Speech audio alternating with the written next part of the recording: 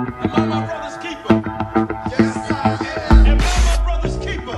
Yes, I am. Am I my brother's keeper? Yes, I am. Nino Brown Boxing, and I'm back in the building. Shout out to the LDBC. Don't forget to hit that like button and subscribe. So today I want to talk about which one of the current top welterweights are most likely to be the next journeyman in the division. So I figured the best way to do this is through process of elimination of all of the top guys. So the majority of boxing fans would consider the top welterweights to be Keith Thurman, Errol Spence, Shawn Porter, Danny Garcia, Terrence Crawford, and even Jeff Horn. So just based off of reputation, potential, and success, and the willingness to actually conduct itself like a champion, we already have to eliminate Errol Spence from that. Now, anything is possible. I understand that, and I don't want to make it seem like it's no possible way Errol Spence could become a journeyman at welterweight, but the possibility is definitely low. Next, you got Keith Thurman. Even though I believe Errol Spence will beat the brakes off of Keith Thurman any day of the week, I believe Keith Thurman is extremely fearful of Spence, and eventually they're going to get in the ring. I don't see Keith Thurman as being a journeyman. He's extremely skilled, and at this point in time for proven welterweights, I believe Errol Spence Jr. is the only guy that can defeat Keith Thurman. So, not going to count Thurman. Next, you got Danny Garcia. The way Danny Garcia has been behaving, the way he conducts himself, the way he talks in the media, it seems like before Danny Garcia can even become a journeyman, he's going to retire. It's simple as that. And that's just the case with good old Danny Garcia. Terrence Crawford, he's a dog, he's a beast. I feel like Terrence Crawford is going to be a future Hall of Famer, and he's going to dominate the division at some point in time. I just don't see him dominating Errol Spence. But so that counts out Terrence Crawford. Next, we got Jeff Horn. Good old Jeff. This guy is most likely going to lose his belt to Terrence Crawford. I mean, we're all speaking as if it already happened anyway. Well, the majority of us is, myself included. I feel like Jeff Horn wouldn't become a journeyman at 147 for the simple fact he'll move up to 154. So just by default, he would not be a welterweight journeyman. And I mean, that's the only major reason I could say when it comes to Jeff Horn. Now, the last person is Shawn Porter. I truly believe Shawn Porter is going to be the next journeyman at 147.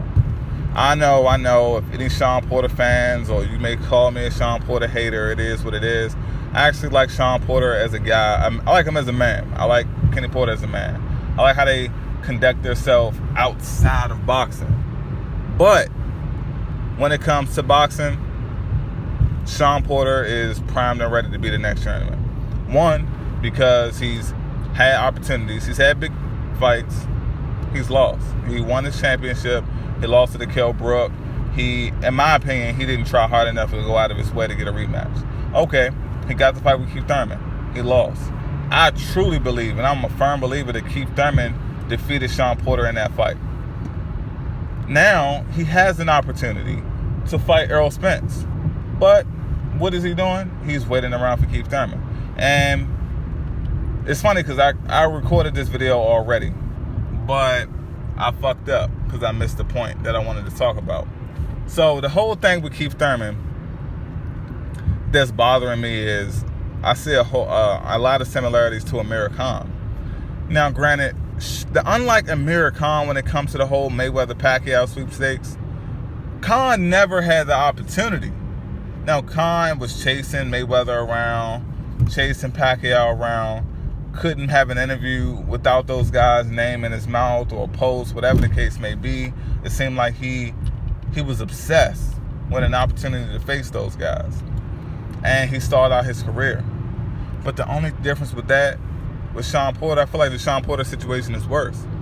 Shawn had the opportunity to face Thurman. He lost. And to make things worse, Shawn, now, I know Amir Khan has the opportunity to face Keith Thurman as well. I know Keith Thurman would jump all over that fight, but that's not the point. This is the guy that Shawn Porter is chasing. That was the guy that those were the guys that Amir Khan were chasing at the time. So with that being said, Shawn Porter is stalling his career out. And the fact that he's stalling his career out is definitely taking good years away from him. Like the fact that he fought Adrian Granados in a 10-round fight, and he's constantly waiting. Errol Spence let him know, like, you can get a shot at my belt. Like, let's go. Let's make the fight happen. They don't want no smoke. They don't want no parts of Errol Spence. Seems like it's shaping to be a journeyman to me. And on top of that, Shawn is not moving to 154. He's too short. Yes, he has a rugged style. But we saw how that rugged style fared against Kell Brook. It's not working at 154. You think Shawn Porter is going to go up to 54 and do that to Jamel Charlo? You think he's going to do that to Jared Hurd? You think he's going to go up there and be able to do that with Lara? Absolutely not. Like, I don't see it. Like, me personally, I feel like, you know what would be a great fight for Shawn Porter at 154? And I still don't think he would win it. Erickson Lubin. Erickson Lubin, you know, testing himself against Shawn Porter at 154. I think that could be a good fight. But any of the top guys, any of the current champions, Shawn Porter has no chance. Maybe, no, take that back. This is not including Saddam Ali. I believe any of the top welterweights. No disrespect to Saddam Ali, but I believe any of the top welterweights currently can either challenge Saddam Ali or they'll just beat his ass. Simple as that. So Shawn Porter does have that option, but the chance of Golden Boy fighting Shawn is slim to none. So, I mean, it seems like all of this is just shaping up for Shawn Porter to be a journeyman. He's just going to be that guy that waits around for opportunities, is really never going to come. And matter of fact, I can't even say they're never going to come.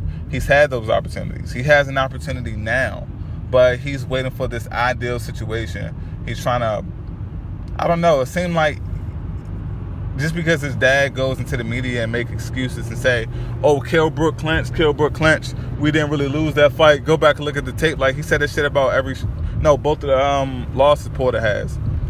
Like, just because your dad and Kenny, just because you go out and say he didn't really lose, go back and look at the tape, that doesn't change the fact that he has 2 losses on his resume.